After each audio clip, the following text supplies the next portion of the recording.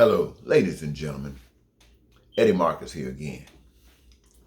You know, by trade, I've been educated in the area of being a social scientist. That's the official formal education. I have given myself the title of spokesman and advocate of basic human rights for all people.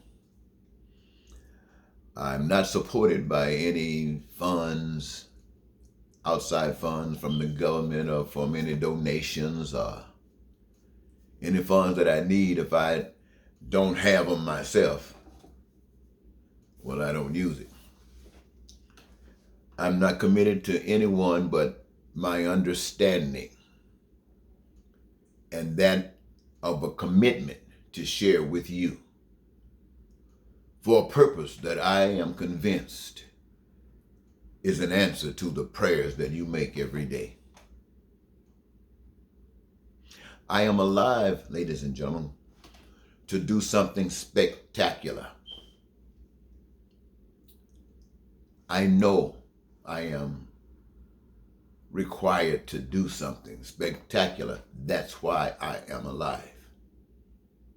How many of you can look back at a moment when your life was about to go? How many of you have experienced something like that? How many of you have been in a hospital room and the doctors were working on you, trying to revive you, trying to bring you back perhaps, and you saw yourself on the outside of your body looking at what the doctors were doing, able to see, and you claim that as a miracle? How many of you have been in a situation where you were expected to die from cancer, some other serious sickness or disease, and for reasons unknown to you, you are back, alive, with just as much agility as before? How many of you can recall those times? Now, many of you will say you were just lucky. Many of you will say you will use that as an information that there is a God.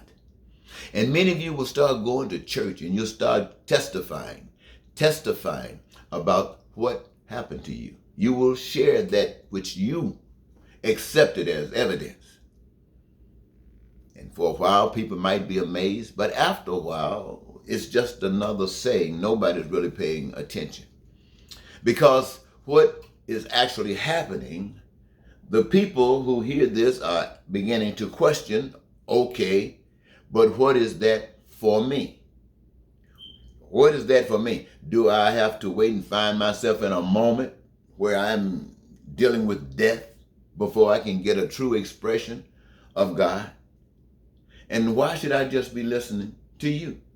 There's no difference in you and Harry and John, and you just got different conversations, but you're about the same and same as I. I tell you these things, ladies and gentlemen, because I find myself in that situation. The difference is that I consider my living continuously after a moment like that is a requirement for me to be a voice for that spectacular power that say, go back.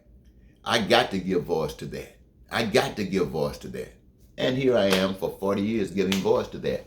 Now, I'm not trying to say that I'm closer to God than any of you. I'm just saying that God deals with me different than he does perhaps with you. God deals with me a little bit different than those of you who refer to the Bible. I'm not knocking that. I'm just saying I've gone through that, but I have a relationship with God that does not allow me time to be dealing with that. My concern is you. My concern is that you recognize that there's a love outside that you don't even know about, because you have not been given the information about, and for some strange reason, perhaps your heart has not gone on its own to become pure to the extent that you are able to extract from that voice that's all universal and pull it in and get the truth of God's love. But anyway, my duty is to say to you, to say to you without doubt that the world as you can imagine and dream is before you. I, my friends, tell you all I can about God. But there's no doubt in my mind. I am not convinced, but for certain I cannot see myself dying and going to heaven. I just can't see it. What would heaven do with a guy like me? I have allowed myself to live on this earth for 70 years. I have allowed myself to understand that the power and the principles of the love of God produces for humankind peace and prosperity and freedom and joy and the fulfillment of your dreams. I know that. I have accepted that, received that. I understand that experiencing these things means that you will never have to be hungry, never suffer a lack of food or clothing or shelter. And these, the best that humankind can produce. You never be denied education. It would be to you unlimited and unrestricted. Study to be who you are, to know more about who you are even before you get there, so you can give to the people of the world your best. As an information, as an expression of the love from the power that put you here. I know that health care, from the womb to the tomb, can't beat that. Everybody wants to live for some strange reason, knowing they're going to die, but they still want to live. And you will have the best health care. Not only that, it won't be limited to that. All that you can imagine, all that you can dream of, and all that humankind put their hands to in that reservoir of goods and services, and whatever they extract and bring back is there for the pleasure of humankind. That's the glory of God. I know that, ladies and gentlemen. I know that there won't be a need for lying and cheating and stealing and killing and terror and war. I know all of that. So, given that I'm here when I shouldn't, but I'm here by the power of a love that demanded that I be here, and I recognize that I say to you, this is real. This world that we're living in, this systems that we're living under, we're just caught up in it, ladies and gentlemen. Don't be angry. It's just something that happened. It happened in the beginning of time. It has always existed when people first began listening to themselves being better than God. You know, like the prodigal son, I know best. You know, just like your children who don't want to listen to you. They want to go, oh, I'm grown now. I know everything. Well, we're the same. God give us a chance. We can't look up there and see God, so we say, oops, I'm on my own. And then you got people out there doing everything that has caused everything to happen in our society. Now, the other day, I gave a message to black people and people of color that gives them the power to understand that they have the same power as any American power, any white supremacy group, any system of this nation that wants to take you out. They have to want to take you out, though. You have a weapon that equal to any of that. I gave you that information. But also I want to give the information to everybody that's suffering. I want you to know you've been robbed. And you've been robbed. It's simple to see where you've been robbed at. Who got everything? They robbed you. I don't care about the system being legal. I don't care if it's being this, just say it's okay. They got it and you don't. You were robbed. No, I'm not saying that they knew that they robbed you. I am saying, however, if they knew, they don't care, because they aren't relinquishing anything. And everybody that receives money to survive are attached to that. And very few of them would turn their back on that money to even consider any of the stuff that I'm telling you. No, because whatever they say, what you give your life to, what you depend on to go from the next step to the next, is where you got put your God. That's where you give your honor. Your honor. Thou shalt have no other gods before me, and you can't even see me? And I'm supposed to put you above all? Well, I say yes. And ladies and gentlemen, I'm just going to say to you, for me, or from me, My life was given back to me so that I can take advantage of these moments in time and say to you what I have said to you. And at any moment that my life is threatened or taken away, it's no different than what's going to happen anyway, or what should have happened a long time ago. I've been blessed to speak for love. I've been blessed to tell you that you don't have to listen any longer once you wake up to those senators who take oaths that means nothing. You know, and understand, ladies and gentlemen, this is a what they want to call hog style. A hog style today, where you just throwing out, people are just throwing out everything, lies and more lies and different lies, and you're just so confused. So the biggest demon in that patch can rise up and magically charm every last one of you people that's out there that's corrupted, confused, and next thing you know, marching you straight down to the lowest pit of hell that you can go. And what does that mean? That means ripping, grabbing your kids, running from your country or your borders, trying to get to another country, praying, let us in, because we need some relief. Help us, please. And every now and then you're going to run to some countries that will allow you to come in.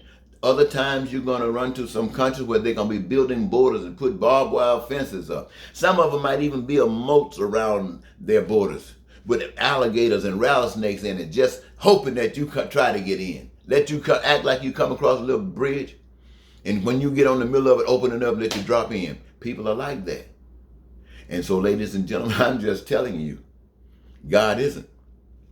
This is why when I was going to pledge in a fraternity, I saw the limits that you have to go to commit yourself to say that I'm one of the boys. Stuff that any average person would say is so embarrassing, there's no way in the world I'd do it. So when I saw them going to that extreme, I said, no way in the world would I do it. Another time, I wanted to be a part of the Masons.